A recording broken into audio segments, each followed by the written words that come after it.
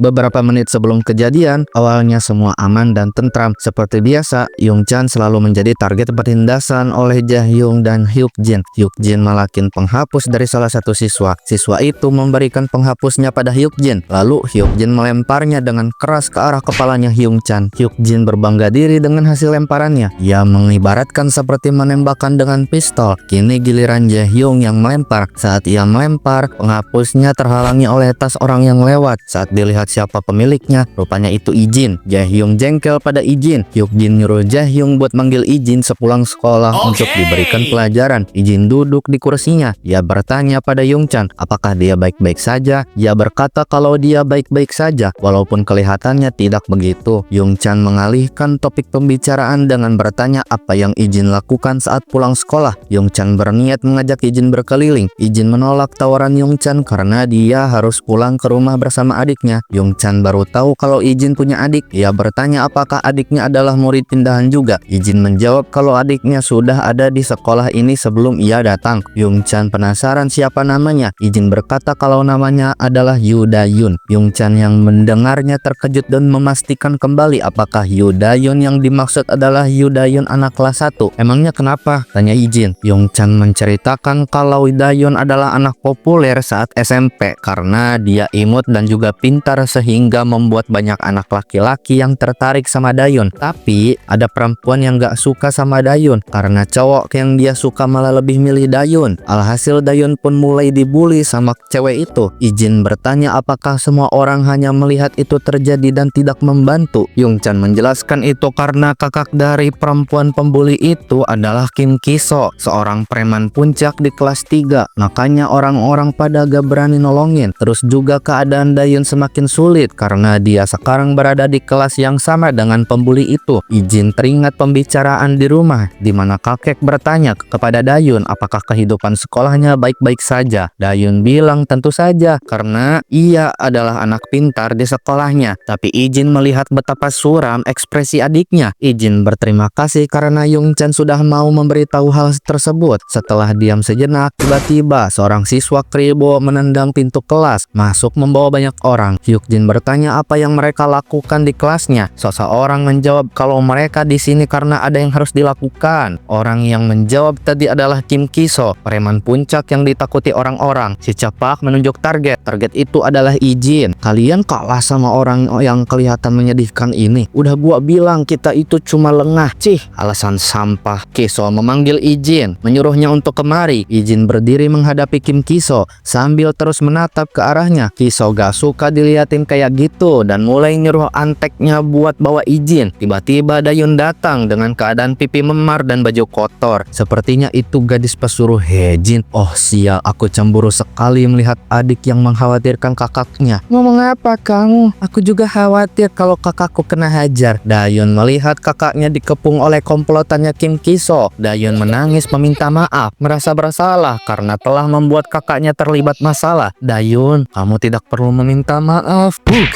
Murag. Nani?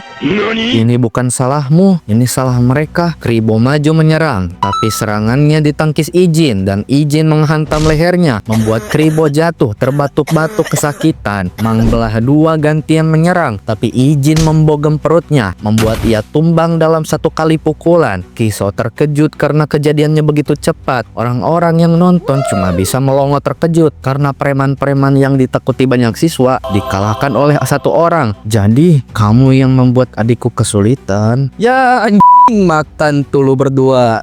Makasih buat kalian yang udah nonton. Semoga sehat selalu. Subscribe ya. Makasih.